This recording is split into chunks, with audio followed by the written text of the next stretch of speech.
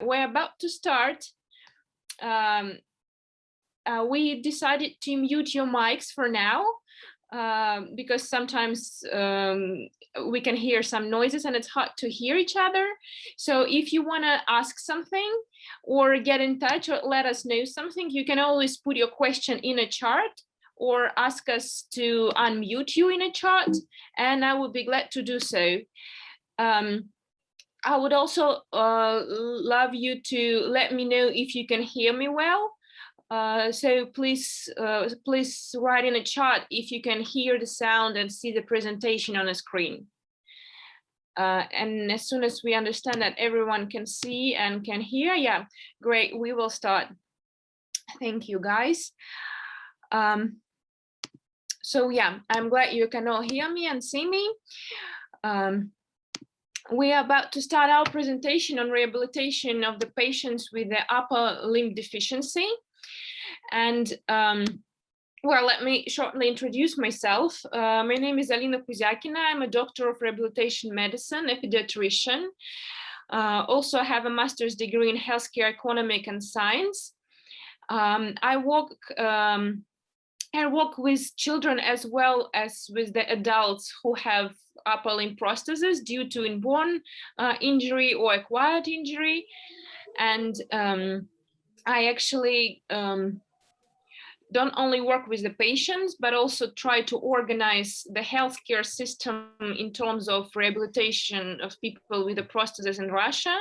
So we will talk about different aspects of the rehabilitation of this type of patients.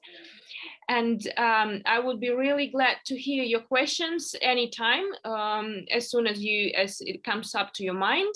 Please type them or ask to unmute you if you want to speak out loud.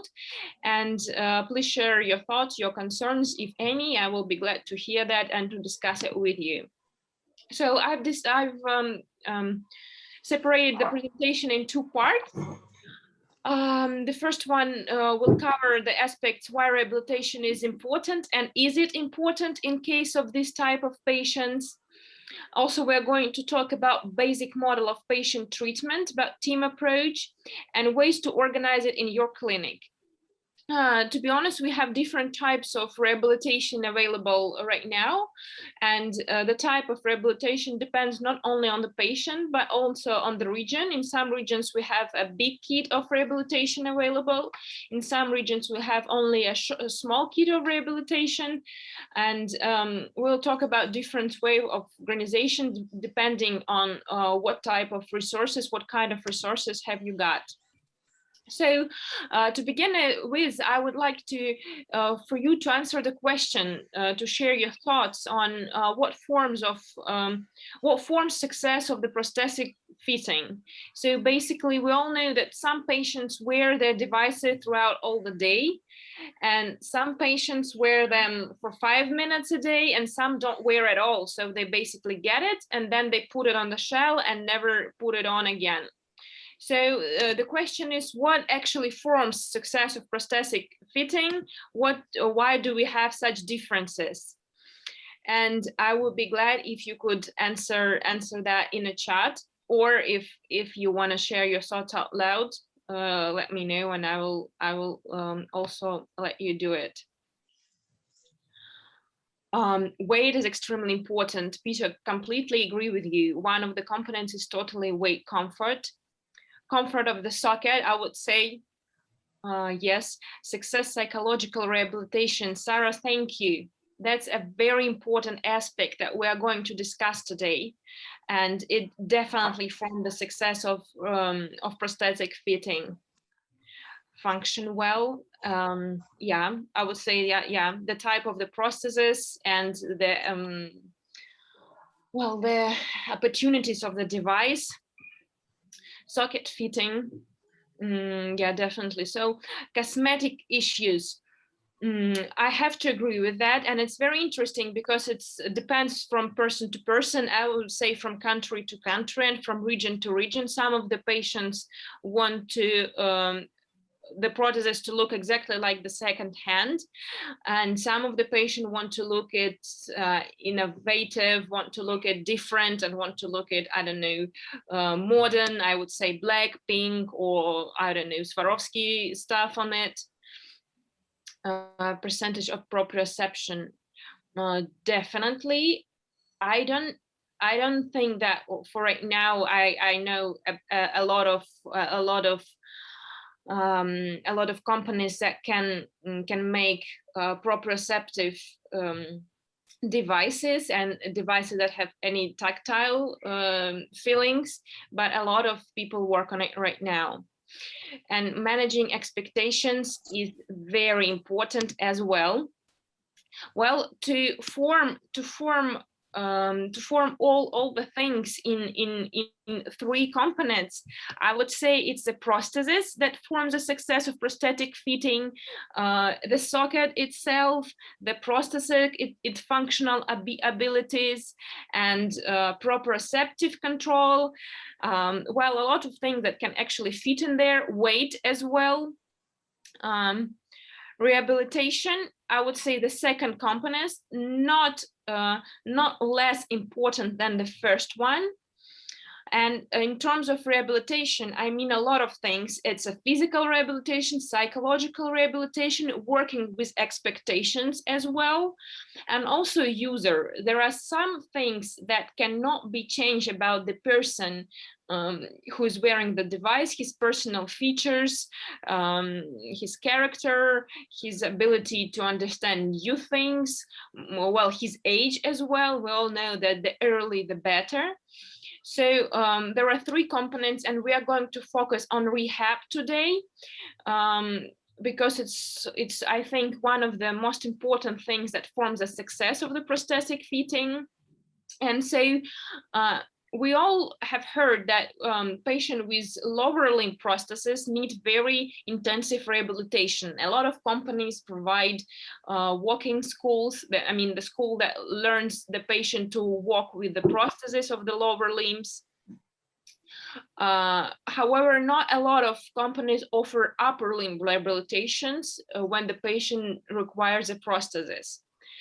Why is it important? Because all our patients, if they have one side amputation or aplasia, they already have their traditional patterns of doing things. They almost all of them are pretty independent in the daily life. So basically they have a lot of functional abilities, and to start using the device they have to ruin some of their traditional patterns to start doing things with the new limb. So the fact that they have to deal with a traditional pattern and relearn is pretty hard for a lot of people. Also, we have to deal with muscular fatigue because we don't understand the process. It has its weight. And it does require a lot of muscle work, especially when we talk about a bioelectrical device. And I do also face a lot of issues of passive use of the prostheses, especially with adults, because they tend to not to use the grasp, just to move the processes in environment, to move the objects with it, but not taking it in the device, just use it passively. So this is all the issues, including psychological adjustment, that lead to the fact that the prosthesis is not used. And well, people come to it differently.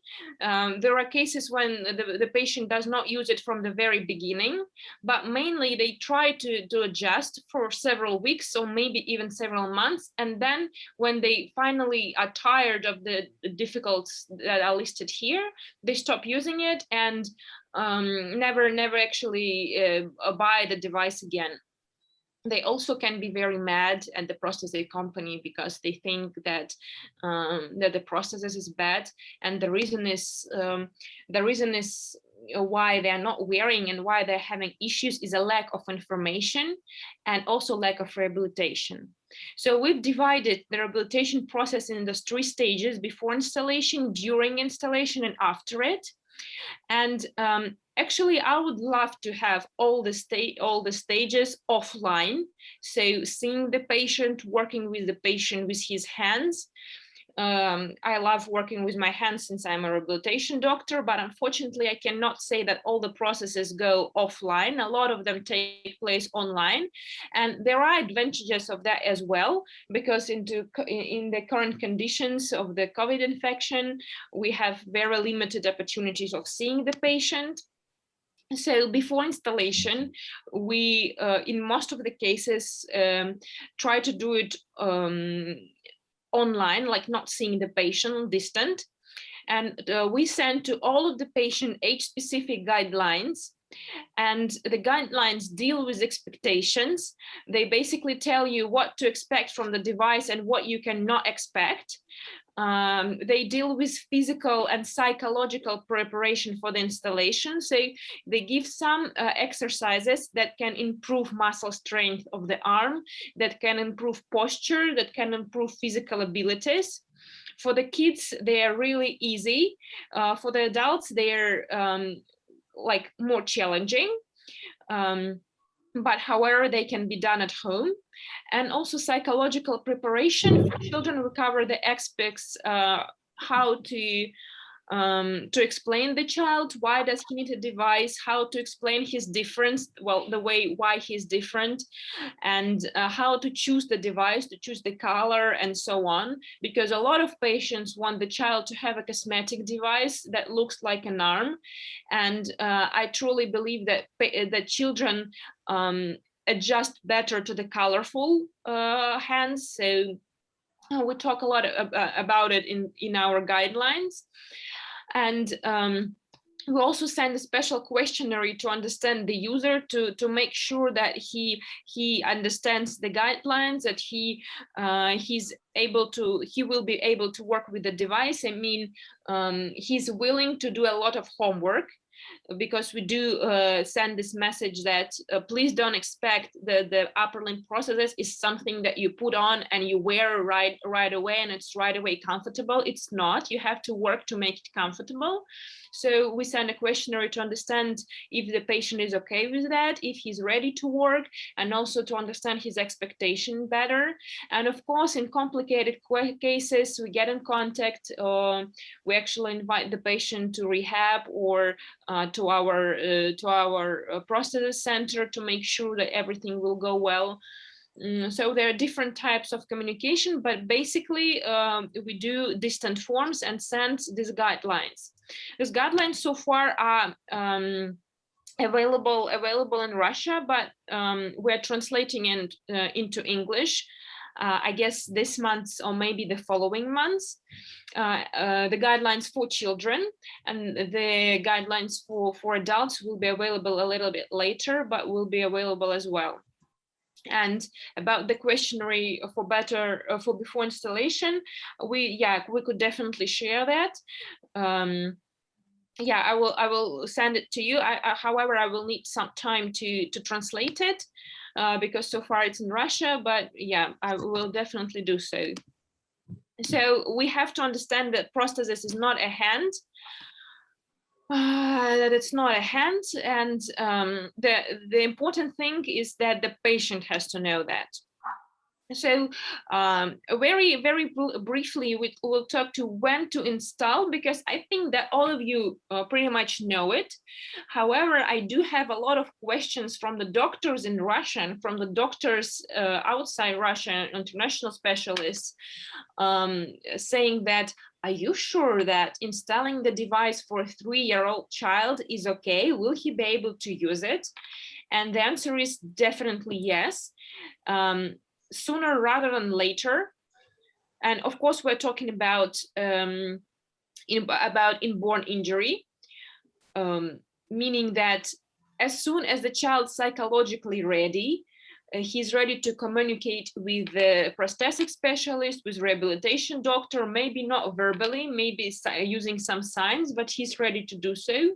When his stump is big enough so the prosthesis will not fall off, when the parents are willing to work as a team and ready to do a lot of homework with the child, I would say that the child is ready. And there are different criteria worldwide. Some specialists and some research say that the child has to be ready, has to be able to work with some task for at least 10 minutes non-stopping, and so on.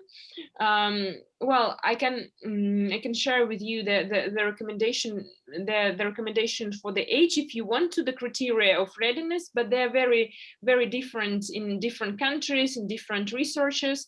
So I try to orient on these three things when I have to make sure if the child is ready for the active device.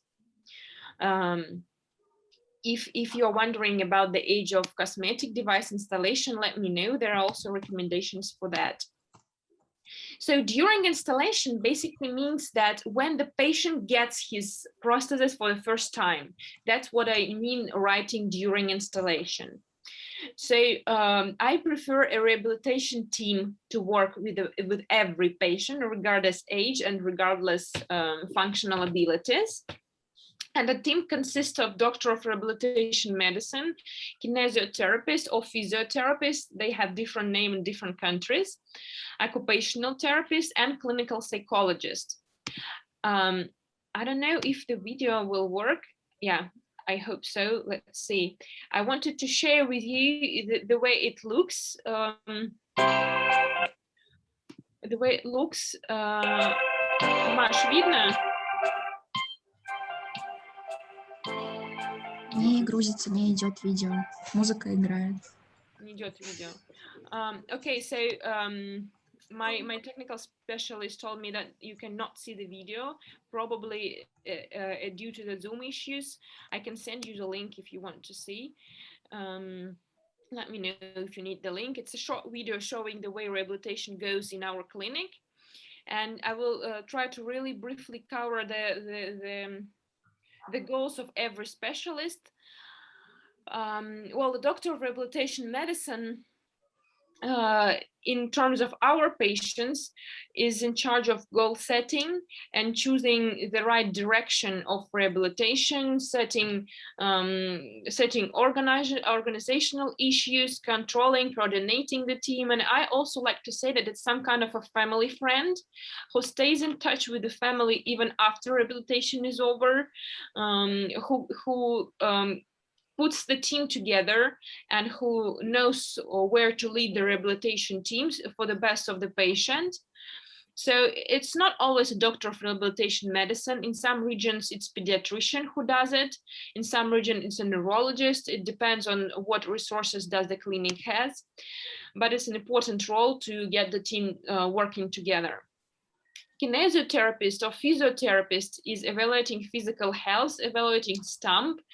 And in most of the regions, the rehabilitation program is really short. We have to fit in 3 or 5 days because not all the patients are willing to invest more time in it, and because it costs money. So we have to make it very short and very intensive. So we try to focus on the home program of training. See, the main goal of kinesiotherapist is to develop the home program of exercises to prevent secondary changes of health. I will talk a bit about it on the second part of the webinar. So his main goal is to create a home program so the patient knows what exercise he has to do every day to prevent secondary changes. Short video of kinesiotherapy. The girl is 11 years old and she does gymnastic, and she's pretty good. She goes to international competitions and so on. However, she already has scoliosis. You can hardly see it because she has a t-shirt on, but she does have a scoliosis. It's not too bad, but it's there. Regardless her sport activities, we did develop a home program for her that would focus mainly on her posture. I will skip the question, just move on.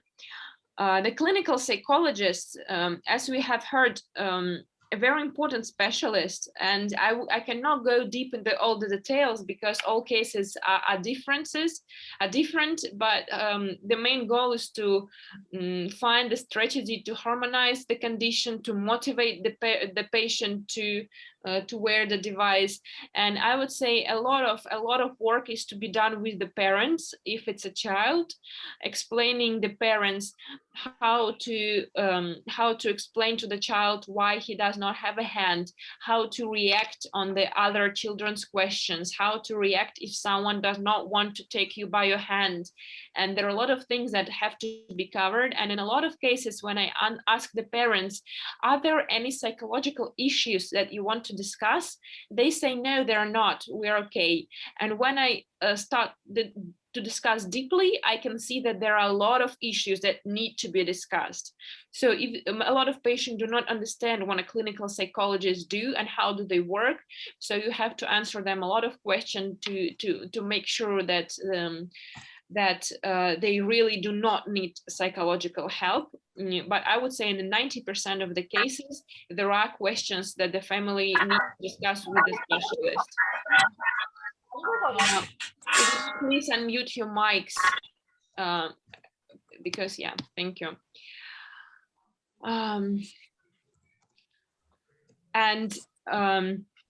Answering the questions that the patient have, of course. And I could see that there are several things that several messages on the prosthesis as a part of rehabilitation team. Definitely the prosthesis specialist is a part of the team, but I'm talking that's here about medical team.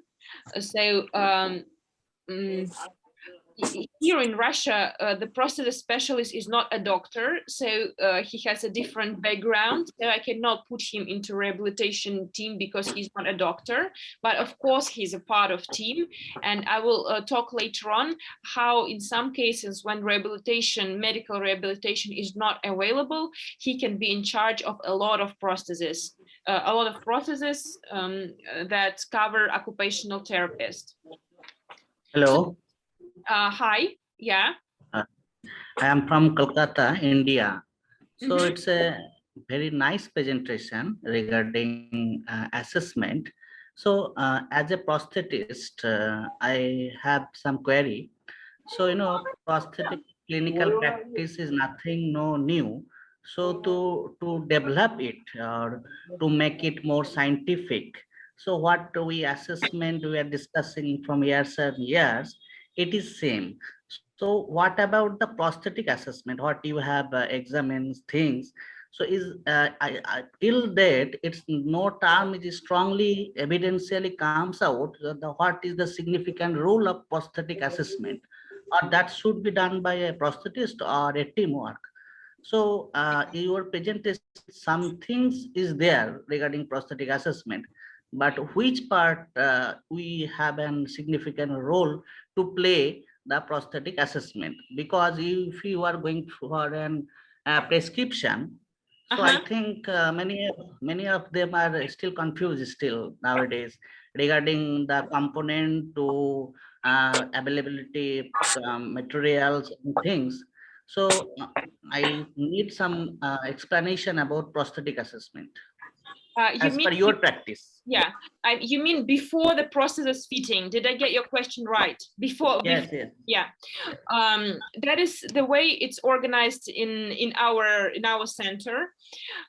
Most of the cases we do it distantly. The patient send us his X-rays, the pictures of the hand from the different ways, and also video of the way his hand is moving. So the patient has detailed instructions what to take pictures of, what to take pictures of, and what videos to shot. And so he sends the video to us, the photo, the video, the X-rays and medical documentation. And we prefer to work here as a team. So the team consists of the prosthetic specialist, the one who will do the socket or who is in charge of doing the socket, and also a doctor. It used to be me as a rehabilitation doctor, but also we have now a traumatologist, an orthopedician who has a big experience in working with people with upper limb deficiencies. Would you please mute the mics because it's hard to... Маш, можешь выключить, пожалуйста, микрофон? I cannot even see who is talking, so I'll just keep talking, hoping that you will turn it off. And so the prosthetic specialist, the doctor, and also the engineer who will do the 3D printing and who will actually develop the device on the computer program. So that's the way it's done. In a complicated cases, we also invite the patient to the clinic to see the hand, to see the general condition. But usually, in most of the cases, it's done distant because most of the patients live very far away from Moscow, and it's a very hard trip for them to go to Moscow. And also we have regional centers, but sometimes it's even hard for patient to get to the regional center because the country is very big, and if you live in a small village, it may take you several days to get to the city where actually you can get the device. So it's distant, and it's include a team that covers all the aspects: medical health, functional abilities, stump itself, the way it looks, the way the patient, if the patient has the phantom limb pain, if he has pain at all, and so on. That's how we do it right now. Yeah, you can let me know in the chat. Okay, thank you. Yeah, I hope I did answer your question. And again, we're talking about medical rehabilitation right now. You. Yeah, you're welcome. And again, we're talking about medical rehabilitation. So the prosthetic specialist gave the device to the person, and then the person goes to the medical rehabilitation. Later on, I will let you know what do we do if medical rehabilitation is not available. In this case, there are a lot of things that has to be done by the prosthesis specialist. However, it's better if the patient, after the prosthesis installation, works with the medical team. So we stopped at the occupational therapy. It's a very important training on how to use the device. It has to be goal-oriented, age-specific, and I also prefer to do testing before and after rehabilitation started and finished. And we will talk more about occupational therapy because it's one of the most important parts of the rehabilitation treatment, because it actually involves the device usage. So here I will tell you really shortly that this specialist is also in charge of evaluation of skin, making sure that that there is no need to redo the socket. I prefer the prosthetic specialist to stay in the rehabilitation center and medical clinic to make sure that everything is okay with the skin, because you all know that when you put on the device for 15 minutes, it's very different from when you put it for 2 hours. So the problems may appear a little bit later on. So that's what I ask the prosthetic specialist to do, to stay while the patient, the child or adult, is working with occupational therapist. So this training aims to help the user to integrate device in the daily life and to improve quality of life. And it has basically 3 tasks, and I would say 3 stages. And it always starts with the control training. Meaning that the patient learns to open and close the wrist and to hold objects of different shape, size, and weight. And control training usually takes place with a prosthetic specialist, because we have to make sure that the prosthetic fits good and that it's comfortable for the patient. So we need to ask the patient to do something. So usually the control training takes part during the prosthetic installation. And improving skills in daily activities usually takes part in rehabilitation clinic or at home. And then comes the advanced training. It's a search for optimal and natural motion patterns. And well, usually we do not cover the aspect and rehabilitation treatment because we're focused on the second step. And the third step is sometimes used when the patient have already had the device for some time, and so he's switching to the new one. And that is when we can actually go into advanced training. So this is examples of occupational therapy. It's about doing things with the device, learning to do how to do them. And I will go more into the details of occupational therapists treatment, because it's something that we also ask the prosthetic specialist to do if occupational therapy is not available. So we'll go more into that, and I will share international tests that we use. And right now I will switch to after prosthetic is actually when the device is already on the hand, when rehabilitation is over, when the patient is at home.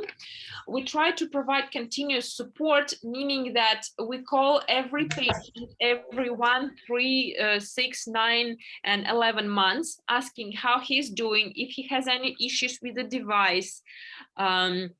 Is there any help he needs? Is the socket okay? How is the community reacting on a new hand, and so on?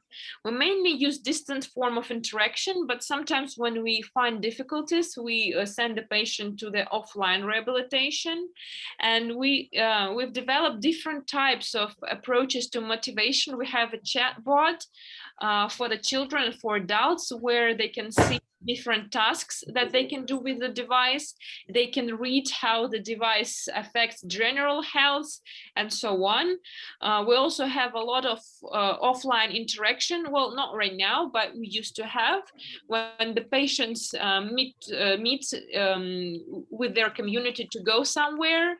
We also have lessons of tolerance for schools. It's a lesson for the class of the child that has an upper limb deficiency, when we talk about how all children are different and acceptance and so on. So the thing is about forming a special community, saying that you are not alone and that we're here to help you. So where to get a rehabilitation team? The most expensive way, and maybe the most qualitative way, is to create your own rehab center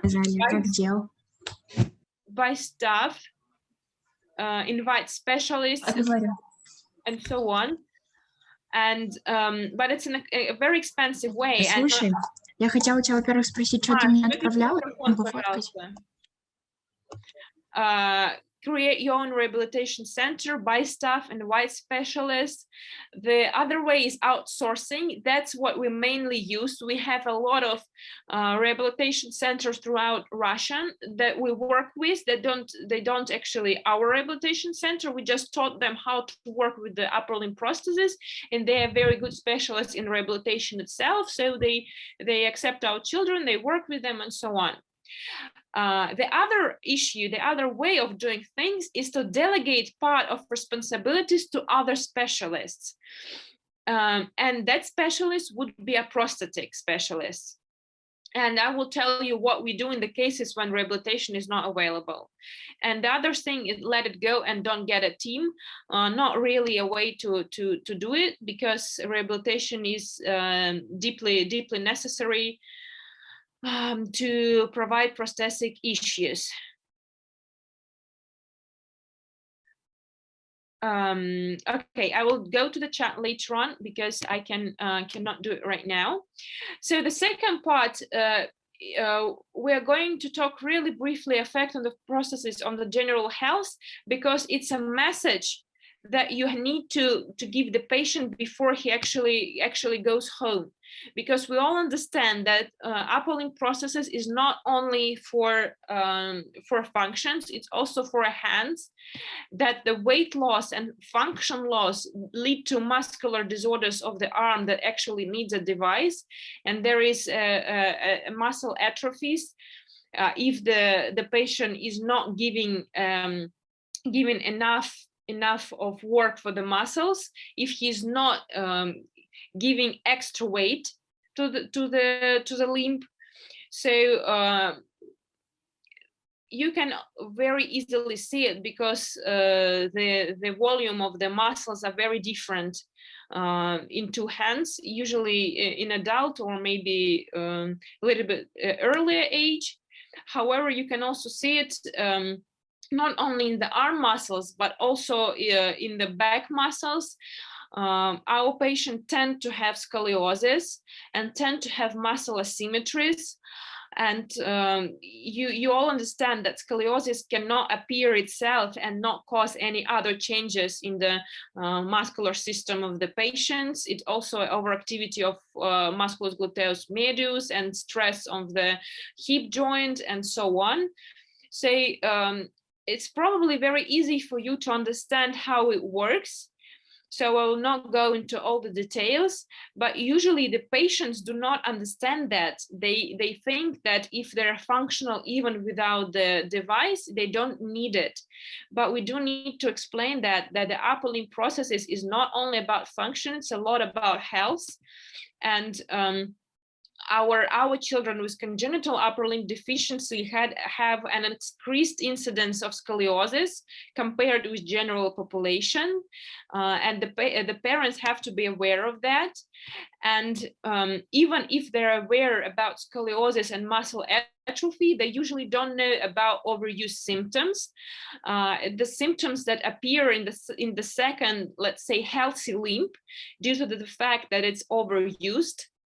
So there is a lot of stress for it, and there are problems noted in the remaining arm in 50% of cases. It's all I've been telling you about health issues is scientifically proved. So it's a big study that was performed in USA with war veterans, and 50% of cases.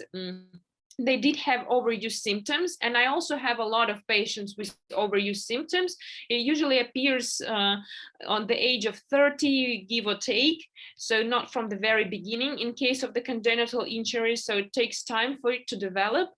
And usually it starts with the pain issues with the second hand, and it's not very easy to work with because it took a long time to develop it, so it's hard to deal with it afterwards. So the cosmetic devices also help to stop the progression of the following issues through giving additional weight to the hand, but it doesn't give any additional functions. So I would say that active devices, in terms of the problems mentioned before, is more functional and gives more opportunities to prevent the secondary conditions. So we cannot replace an active prosthesis with a cosmetic device. It's two different things, and it cannot prevent or stop complication mentioned above as well as the active device does, because active device also works with a grasp.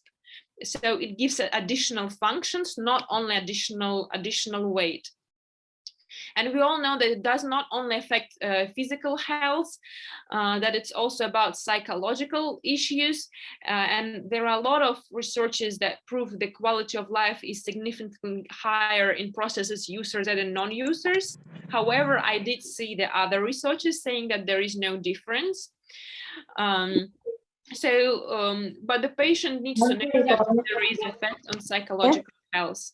And the question is, do the patient know and understand those medical indications for the upper limb prosthesis? And it's our duty to let them know that. Please use. It's our duty to let them know it, because not all the doctors are deep into the issues of the upper limb prosthesis, and they cannot let them know it. And common difficulties with bioelectrical hands is something else that the patient needs to know before he goes home. And that is what the prosthetic specialist needs to tell the patient. Of course, my medical rehabilitation team also knows it. And I also ask them to tell the patient the same things. But however, I prefer the prosthetic specialist to let the patient know, because sometimes the patient don't actually go to rehabilitation for some reason. Sometimes it takes some time before rehabilitation starts. So it's better to know it as soon as you receive the device, or maybe even before device installation. So what are the common issues with the upper limb prosthesis that works through myoelectrical impulses? The prostheses with myoelectrical components have a bigger weight than just the mechanical prostheses, and sometimes in a lot of cases muscles are not prepared to the additional weight. So the muscles react to the additional weight co-contracting, meaning that several muscle groups contract at the same time, and that causes involuntary closes and opening of the device, because the device receives several stimulus from several muscles, and he basically does not know what to do. And that is when the patient calls you saying that the device doesn't work, it's broken, it doesn't hear my commands. So how to make sure that it's not the device that is broken, that it's muscles that are not yet used to the additional weight? You can ask the patient to put the hand with the device on the table. So this way you take off the weight from the hand and put the weight to the table. And you let the hand rest for some time, and then you ask the patients to do things with the device. And if the device follows the commands better, it means that it's not the device, it's probably the muscles that don't yet know how to send the commands to the device, and that react as co-contractions to wearing the prostheses. And the only solution in this case is wearing the device on a daily basis, and this way the organism, the muscles themselves can get used to the new weight. Well, this is the only solution after installation, and the solution before installation is to train muscles through specific exercises that the patient needs to know. The grip force and opening width. Sometimes when the patient contracts too much, the object crashes, and when he does not contract good enough, the object slips. And it's a trial and error method to deal with it. I also love to work with plastic cups. You pour some water in it, or even without water, and you ask the patient to take the cup this way that it's not crushed, and then you ask the patient to crush the cup, and playing with different stimulus, asking him to do different things with the cup, you can actually teach him how to contract the muscles to different well, strong enough, not strong enough, and so on, to train the grip force and so on. And coordination of both hands. Well, the speed of my electrical hand is slower. So the patient needs to know that, and he needs to actually contract the muscle to activate the device a little bit earlier before he actually starts the activity. And a good way to explain that is to play with a tennis ball and the tennis rackets, and you ask the patient to let go of the ball with the prosthesis. So he takes the ball into the prosthesis, and he's swinging with the other hand, and you're asking him to let go of the ball when he needs to, and that's when he realizes that he needs some extra time, that he has already done the swing, but the ball is not yet out of the hand. So that is, there are different ways to train it, but I'm just giving you one of my favorite ones to train different stuff. and different position in motions and timing. There are also unintended muscle activities that can be produced to different positions of the hand. That's why I always put different objects of the different weight. Sometimes I put spoon on the shell really above the patient, and sometimes I put the cup on the floor and ask the patient to lift it up, because the muscles work differently in different positions and you have to train it as well. Repetitive grasps and release is an advanced skill, and I would not definitely start with it from the very beginning. It takes time to develop it pretty good, but I would definitely try it during your rehab process, and make sure that the patient understands what he has to do, how to release and to grasp the objects fastly.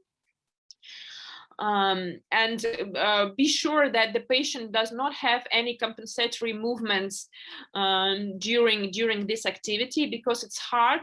So the patients usually try to compensate lifting the shoulder up or rotating their core and so on. And the last one is the need of visual feedback. Due to the absence of tactile reception and proprioception, the patient does need to look at the device when he's doing something. Later on, he will improve the skills, and he will be able not to look directly, but still look at it. However, I had several, well, two cases, to be honest, of the blind patients, and we were not sure if they would ever be able to use the upper limb prostheses because they didn't have any type of vision. And we have a very intensive rehabilitation program with that. And eventually they were able to work with the device. They could not see it and they could not feel the objects, but they could hear the way the processes was working, the sound is what it was working. And according to the small changes of the sound, they could say if they have got the thing from the table or not. Well, it was a very, very hard job. And to be honest, I could not hear the changes of the sound that the patient could hear. But the result is that what matters. Eventually, they were able to use the device. So when the patient faces all these issues mentioned before, it causes irritation and desire to stop using the device, because if they don't understand where does it come from, they feel mad and they feel that the device is bad. And so we need to provide them with the information. We need to explain it to them and help to get over it. And well, all these issues that were mentioned above are described in ACMC test. It's a special test that actually evaluates all the 6 components. I cannot go deeply into it because it requires 2-day training. I think it's an offline training right now to cover it and to work with it. It's a special training for bioelectrical hands. But there is a short protocol of it available where you can read more about all the 6 aspects that I've mentioned. This is the name, the assessment of capacity for bioelectric control. So it's suitable for different ages, size, and level of amputation. And as I said, it requires training. So if you're interested, you can Google it up and maybe get involved in the training if you want to use it. Yeah, we'll not go into it because it involves training. After and during installation, as I said, it requires 3 stages. And if there is no rehabilitation team available at all, it's a prosthetic specialist that needs to work on the 2nd step. And I will let you know how to do it. I prefer to use UNB test of prosthetic function. It's not only a test, it's also a way to teach the patient to work with the device. And well, it's a first specialized test in Prosthetic. There are a lot of, I'm pretty sure you know it, there are a lot of tests to evaluate the function of the upper limb, but almost all of them do not involve prostheses.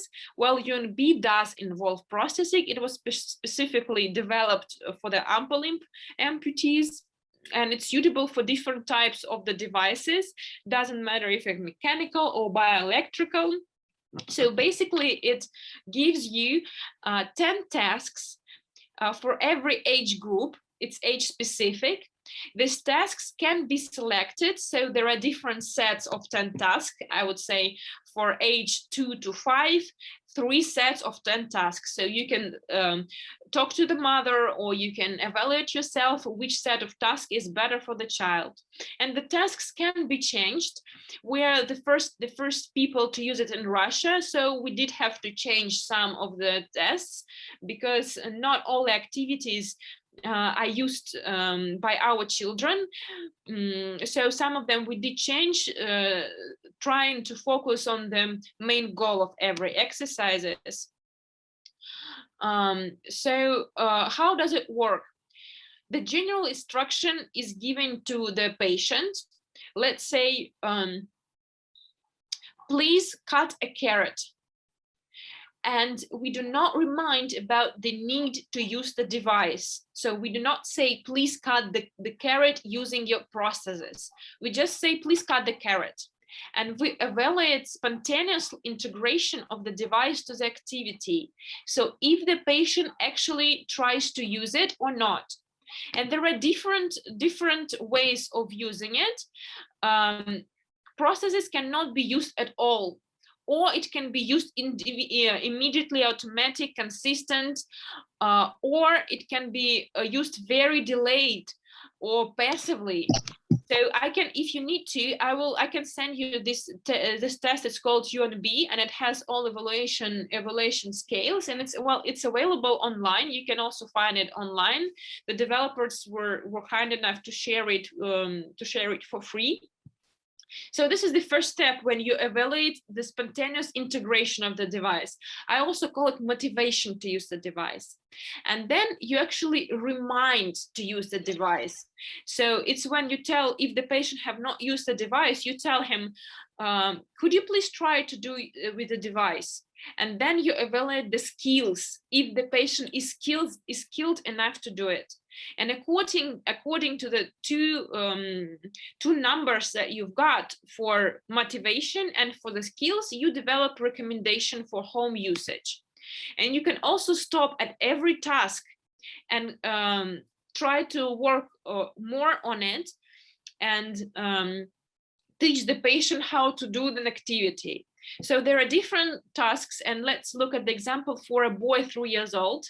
The tasks are as followed: ride a tricycle, unclip toy clips, tear paper, open pencil case with a zipper, cut a sheet of paper, open glue stick, put glue stick and scissor in a pencil case, hang a picture on a magnet, and undress a toy or doll, take the toy and the pencil case to the place. So that's what you ask the child to do. And in every activity, as I said, you just tell him, ride a tricycle, you evaluate motivation, then you ask the patient, please use your prosthesis, or I don't know, your robotic hand, or whatever you call it. And then you evaluate spontaneous integration and skills. The spontaneous, it's an example, okay? Spontaneous integration here is very low, it's 4 out of 40. So the little boy is not really used to the device, and he's not trying to use it at all. However, the skills are not that bad. The skills are okay, meaning that when you remind the patient, he's doing things with the device really good. So in this case, I would focus more on giving home recommendation, how to motivate the child to use the device, how to choose the activities when he will have to use the device. And so I would go more into these details with the mother, developing their home program. So do not forget that prostheses always plays an additional function. So there is a research saying that it's okay for the adults to train with the device as at the leading hand. So it's okay for the adult when you tell him, please grab a book, and they grab a book with the prosthetic hands when the other hand is free. But for the child, is not natural. They don't understand that it's a training, and it feels weird for them to take something with the prosthesis hand when the other hand is free and can be used.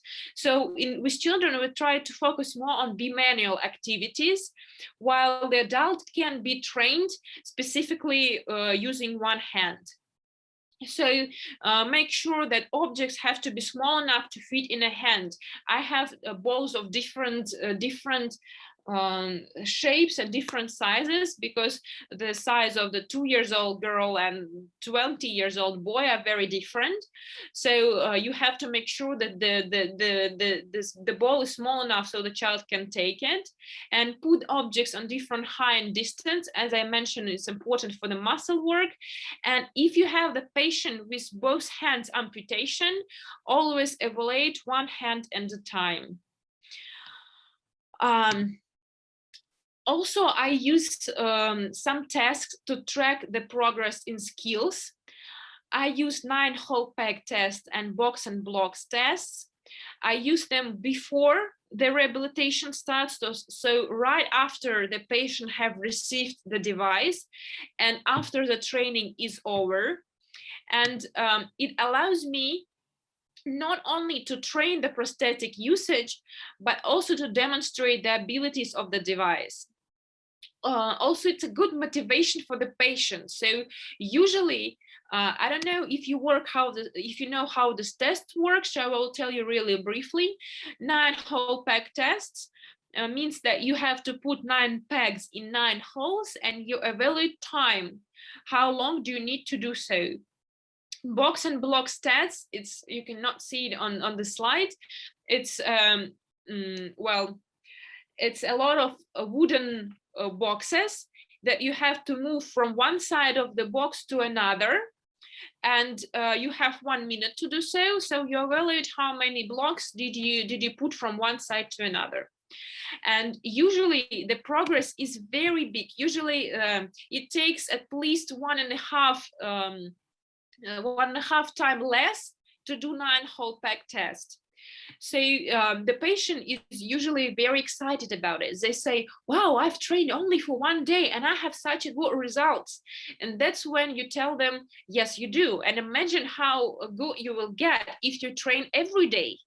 So it's a good motivation for the patients. It always allows you to give some recommendation, as in the case with UNB, and also gives a good opportunities for scientific researches that we actually do in our clinics, to make sure what type of the approach works better with what group and so on. Okay, I'm glad to see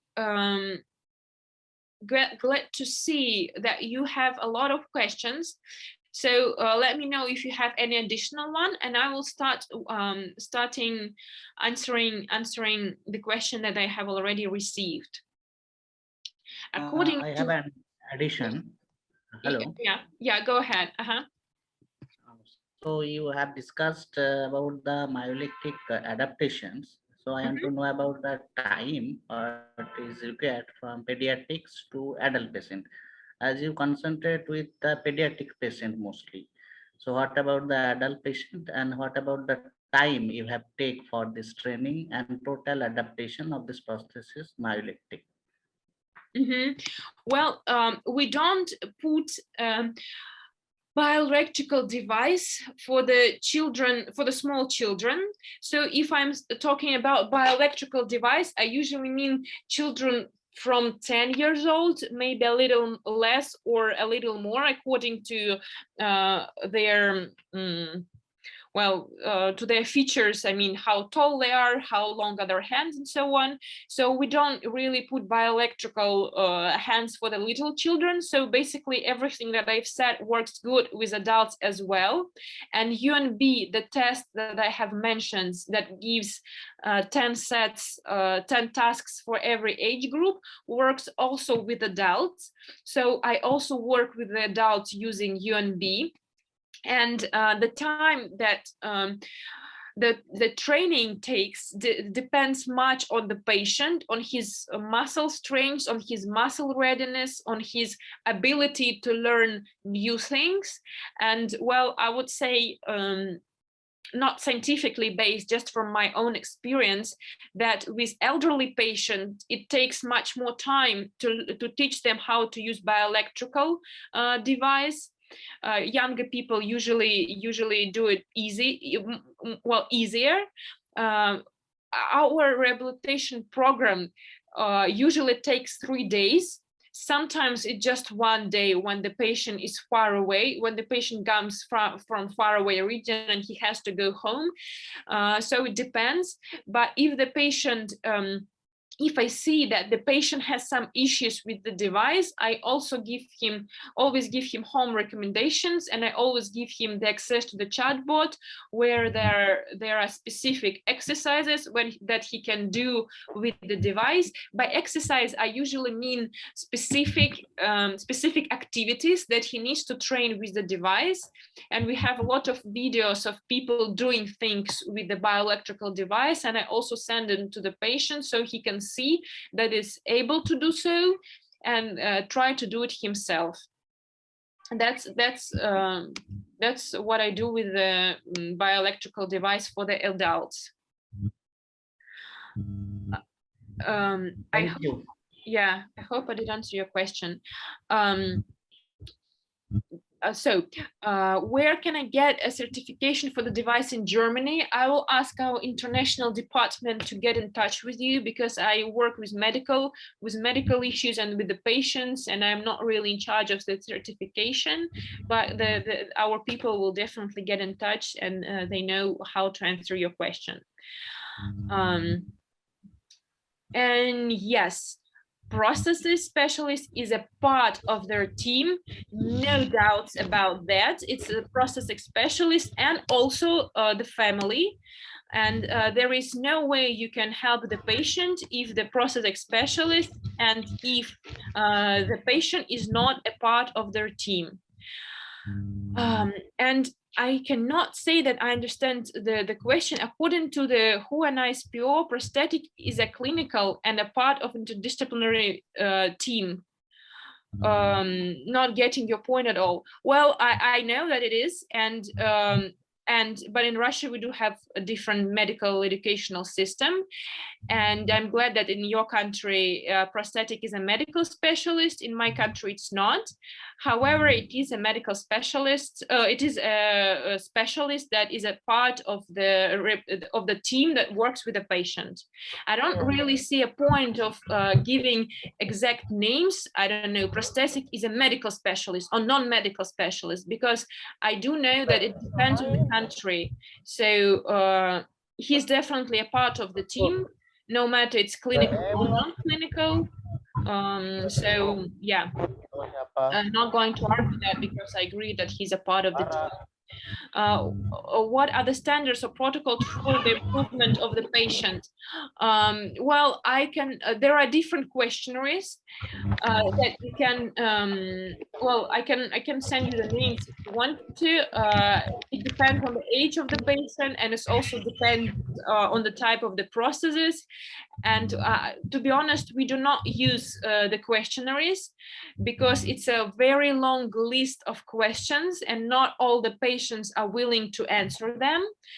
So we use a short questionnaire for the patients, and it works for us. I don't know if it will work for you, but basically it's a questions about how long have you been wearing the device throughout the day? Do you wear it regularly, or do you wear it, well, how many days per week do you wear it, and so on. Fatima says that I see prostheses as a more dominant role than occupational therapists or any other if one categorizes them significantly in rehabilitation team. Well, it depends. Okay, if you see it as the most dominant role, okay, it works. Just I need to make sure when I work with my team that someone is covering the issues that I've mentioned. If it's an occupational therapist, good. If it's a prosthetic and if he has medical indication, even better. I don't really matter who does it. What is the best socket for radioulnar amputation? Well, depends. There are different stumps in case of radioulnar amputation, so it also depends on the stump. If you can text me or write me, I will leave my email here to know more the details. I'll be glad to answer you. I think there is no need of prosthetic according to speech. The whole work is physiotherapist. Well, it depends. There are things that have to be done, and it's up to you who in your team is going to be doing it. But physiotherapist, I don't know if your prosthetic specialist is aware how to do exercises to avoid scoliosis. My prosthetic specialists don't know it because they're not taught to be so. So it's a different specialist. It's like, I don't know, dermatologists and ophthalmologists. They are in charge of different things. There are some unstable to get there. If everything is done for the physiotherapist, not everything is done by the physiotherapist. The role of the prosthesis is to create a socket and to give the device to the patient to make sure it works. He can also be in charge of the training for the patient. He can teach how to manipulate with things using the device. And physiotherapist is a completely different specialist. He develops a whole program of training to avoid muscle atrophy, to avoid scoliosis, and to avoid overuse syndrome. He does training for muscles. That's what physiotherapist does. Maybe it's called kinesiotherapist in your country. Maybe that's why you're asking. How can a blind patient would sense an object as all the preps state? I can see your questions, Fatima. He does not have any proprioception stimulations. That's true, but he can feel the weight of the object. So basically the object is on the table and he's trying to find it with his weight and with his hands. And when he finds it, he can feel that he is his hand is in a different position, that it's not flat on the table. That's a little bit stimulation. He does have stump and he has the hands, I mean the elbow and some part of the hand. So that's how he feels that he has run over some object. And then he tries to grab it and he understands if he had grabbed it or not according to the sounds that the prosthesis is doing. I will ask my colleagues if we have videos of rehabilitation of that patient. I don't think so, but I'll ask them. It's a very hard progress, and it's a very hard thing to do because the proprioception and the tactile stimulus are gone, and also the visual stimulus are not used as well. But it can be done. Why we just want to know about the important role of our respective professionals that we are doing here to discuss about disciplinary notice changes as a wonderful team. Well, because the theme of the webinar is interdisciplinary is approach to rehabilitation. That's why we're talking about rehabilitation. Where do you clinical practice? Can I get your contact for some clinical suggestions? Sure, I will type my email here. I will do it right now. I work in Moscow in Russia, and I will be glad if you share your experience or share your thoughts on any issues. Have a good evening. Why it becomes so unstable? I'm struggling to get your contact.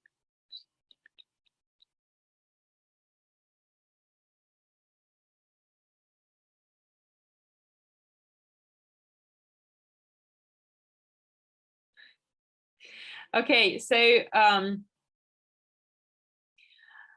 oh wow, that's a lot of questions.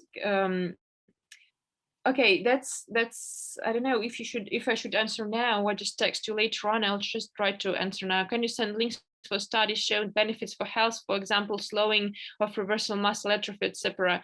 We'll try to do so. Yeah, we'll try to to provide you with the researches.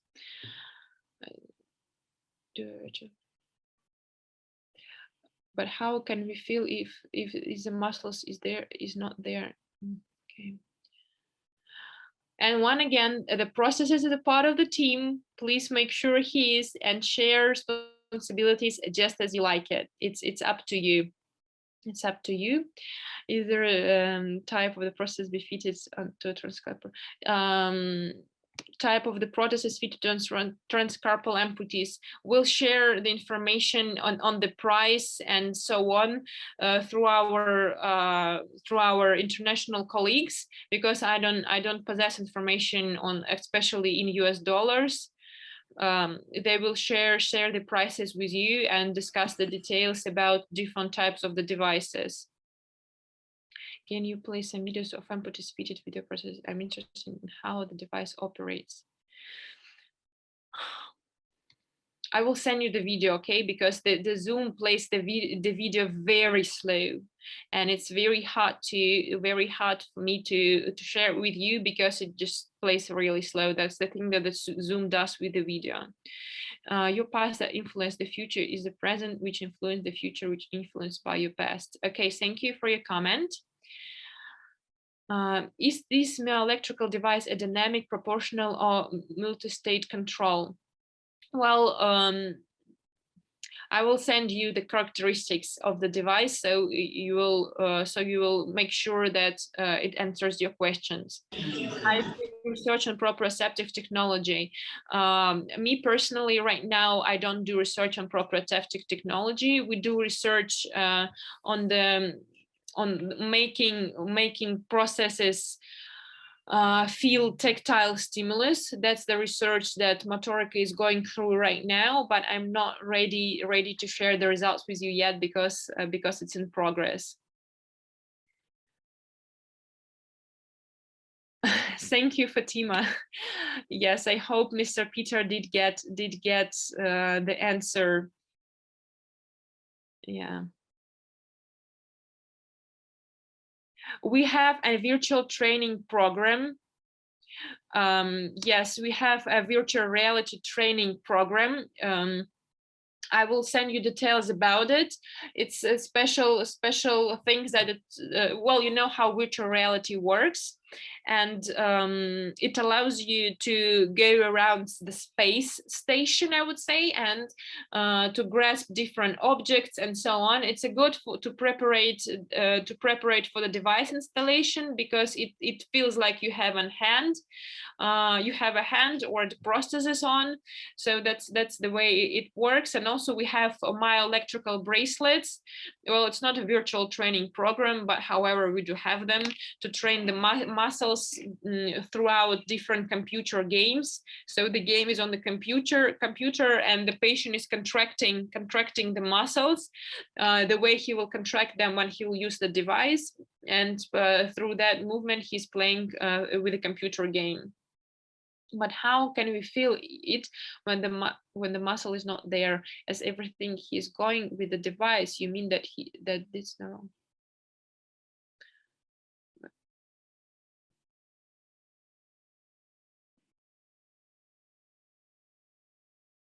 Where is my mail address? Okay, I will see how to share it with all of you.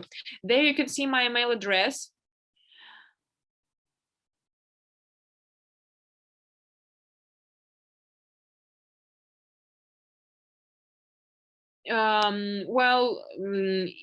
Yeah, if you want a training on the technology assessment selection procedure, please get in touch with the Motorica. They will surely provide you with the training.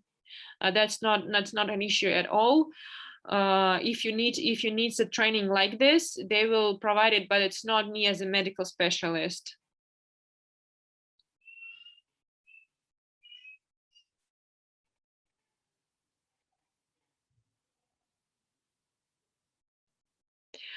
Okay, and the last question, are you using silicone liners with your prostheses? Yeah, we do.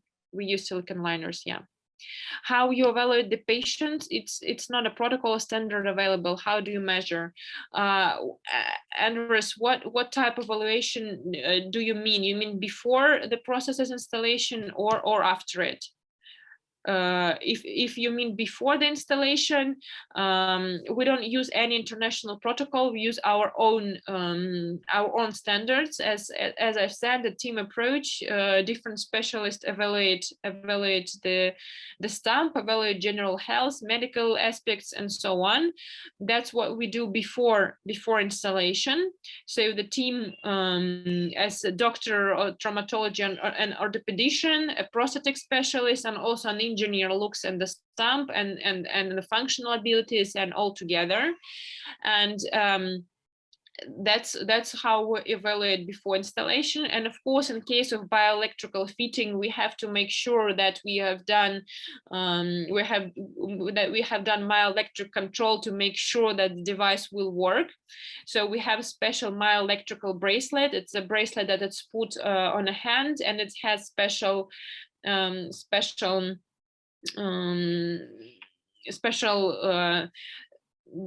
data to collect information if the muscles are working good enough or not.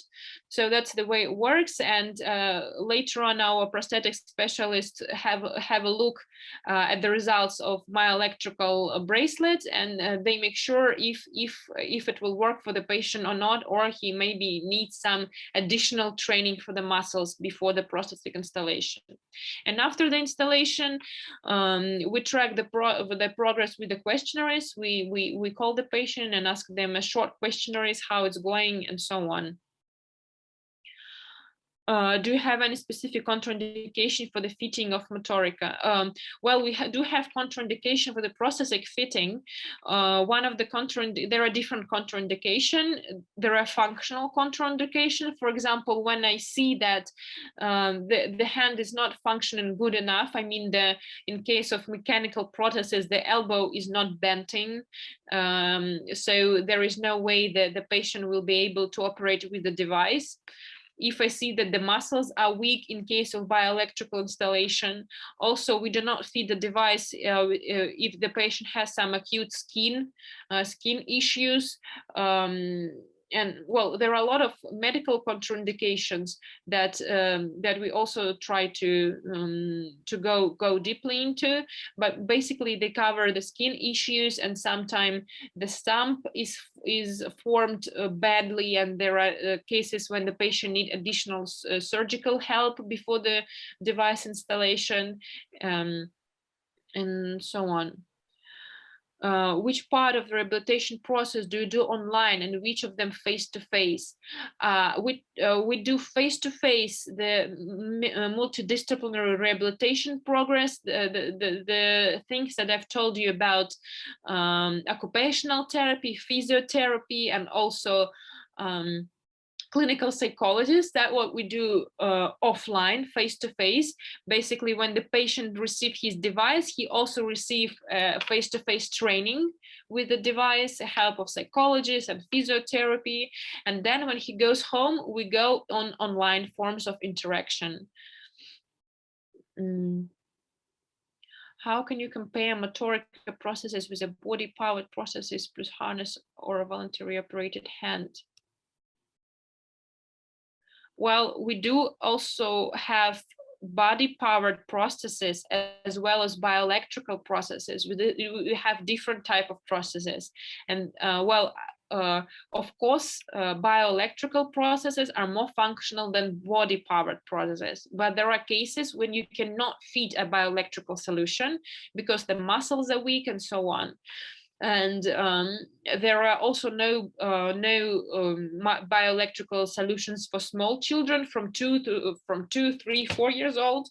However, I did see the patients with bioelectrical with bioelectrical devices, and the patient was 3 years old. I see it in ISPO in 2018. We presented a scientific research there and had a good opportunity to get in touch with all the colleagues. And so one of the companies had the child with them with bioelectrical device, and the child was operating it brilliantly. But however, we don't have such a device right now. So it's hard to compare because they have different indications and contraindications, and they have different weight. Yeah, bioelectrical prostheses is more heavier than body powered one, so it's a different. Your presentation.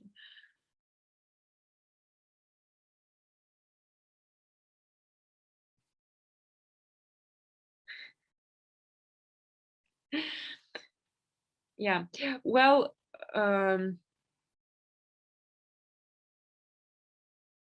okay. Thank you for your questions.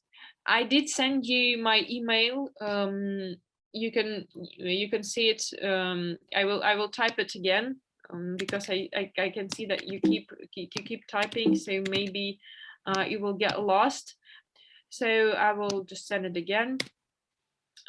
If you have any other questions or any concerns or any doubts, or you are not agree with me on some aspects, maybe about processes being a part of the team or so on, please let me know.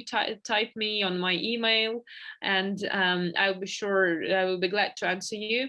I will be on my vacation 2 weeks from now, so I will probably ask you by the end of June. So yeah, let's keep in touch, and thank you for coming. Thank you for your question, and thank you for being here. And yeah, it feels good that you were so involved. Thank you.